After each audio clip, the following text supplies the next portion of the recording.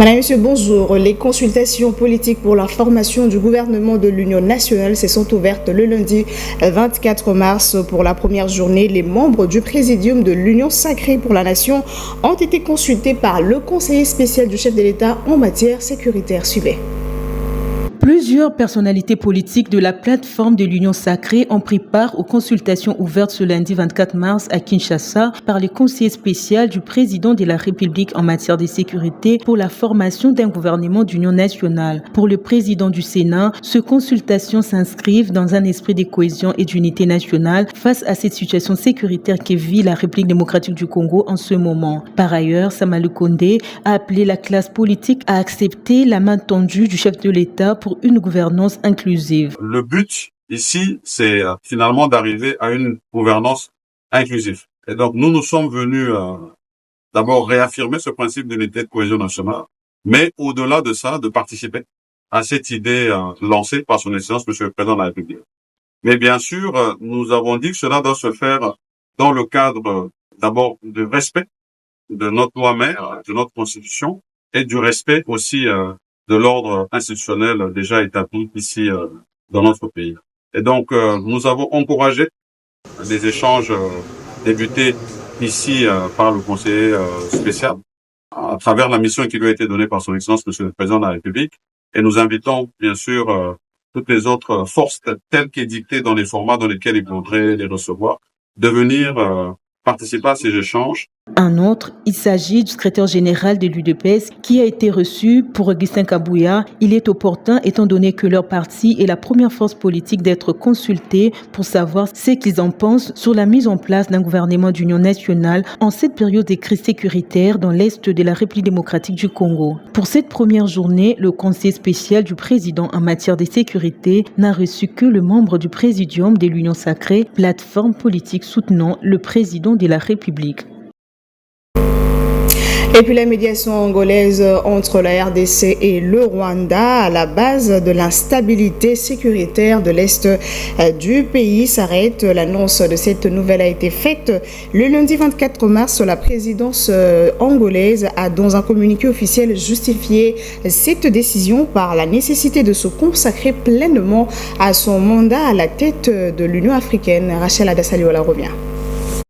L'Angola a officiellement annoncé ce lundi 24 mars la fin de sa mission de médiation dans la crise opposant la République démocratique du Congo au Rwanda, un rôle qui lui avait été confié par l'Union africaine. Dans un communiqué publié lundi 24 mars, la présidente angolaise affirme avoir tout mis en œuvre pour faciliter les dialogues entre les deux pays voisins à l'origine de l'instabilité dans l'est de la RDC. Des réunions ministérielles et des rencontres entre les chefs de renseignement avaient abouti à un engagement mutuel. Kinshasa devait neutraliser les éléments des FDLR, tandis que Kigali s'engageait au retrait de ses forces de défense du territoire congolais jusqu'aux frontières officielles. Tenant compte que ce préalable était les principales revendications des partis, les conditions pour la tenue du sommet du 15 décembre à Luanda étaient jugées réunies. Mais malheureusement, ceci n'a pas eu lieu en raison de l'absence du Rwanda, regrette la présidence angolaise. L'Angola avait également œuvré pour les discussions directes entre le gouvernement congolais et le rebelle et avait obtenu le consentement de deux parties pour une première rencontre à Luanda le 18 mars 2025. Toutefois, ces négociations ont échoué au dernier moment, notamment à cause des facteurs externes et étrangers au processus africain en cours. Selon la présidence angolaise, le président angolais Joao Lourenço, désormais à la tête de l'Union africaine, souhaite se consacrer pleinement à son mandat continental. Il laisse ainsi la place à d'autres initiatives visant à résoudre les conflits en Afrique et à promouvoir la paix. Et le défi du Congo saisi par la première ministre et chef du gouvernement de la République démocratique du Congo, l'eau, l'électricité, les érosions et les infrastructures, autant de difficultés que Judith Suminwa a promis de résoudre. C'était à l'issue de la visite effectuée à Kenge le dimanche 23 mars après avoir pris part à la messe sur place. Patrick Isso nous en dit plus. C'est aux premières heures de la matinée du dimanche que la chef du gouvernement a débuté sa journée par une communion avec les chrétiens catholiques à la cathédrale Moïse à Noirité. Ce moment de prière empreint de spiritualité a été un signe fort d'unité, de partage et de solidarité avec les habitants de la province du Kwango. Pour l'officiant du jour, Monseigneur Jean-Pierre Kwambamba, la participation de la première ministre à cette célébration eucharistique constitue un geste louable, significatif. Elle n'est pas là simplement en tourisme, elle vient partager nos joies et nos peines. Et ça, c'est fondamental, cette proximité, cette attention à la population. Je pense que c'est que nous attendons et c'est déjà un pas en avant dans cette recherche de paix durable, d'unité et de vraie fraternité au sein de la nation. Après la messe, Judith Souminois s'est rendue sur le terrain pour observer de près les érosions qui menacent la ville de Kenge, en particulier dans le quartier Kankikwit. À ce jour, plusieurs maisons ont été englouties par ces érosions, tandis que d'autres sont sous une menace constante. Les têtes d'érosion qui progressent vers la route nationale numéro 2 représentent un danger majeur pour la population locale. La première ministre a annoncé des actions concrètes et urgentes en vue de stopper leur avancée et protéger les habitations et infrastructures essentielles. Judith Souminois visitera également l'hôpital de référence de Kenge, conventionné catholique, où elle a pris connaissance de l'état de cet établissement de santé. La visite a permis de souligner les efforts fournis par l'hôpital dans la prise en charge sanitaire de la population, tout en mettant en perspective les besoins urgents en termes de ressources et d'équipements médicaux. Judith Souminois a aussi visité la maternité de cet hôpital où elle a échangé avec les femmes mères, leur apportant un message d'espoir et de réconfort. Les femmes présentes, bénéficiaires de la gratuité de la maternité, ont exprimé leur gratitude pour la visite et l'attention portée à leurs préoccupations. En santé, oui, nous pouvons mettre fin à la tuberculose, nous engager à investir et agir concrètement. Tel est le thème retenu cette année à l'occasion de la Journée mondiale de lutte contre la tuberculose, célébrée le 24 mars de chaque année. Cette journée se veut de sensibiliser les communautés sur la prévention et le traitement de la tuberculose, mais aussi d'encourager l'accès aux tests rapides. Suivez. Chaque année, la tuberculose continue de menacer des millions de vies. En 2023, elle a causé plus de 400 000 décès en Afrique alors qu'elle est inévitable et curable. Depuis l'an 2000, les efforts mondiaux ont permis de sauver 79 millions de vies, mais les efforts doivent être redoublés. Ce fléau n'épargne non plus la RDC où des milliers de victimes dues à la tuberculose sont comptées.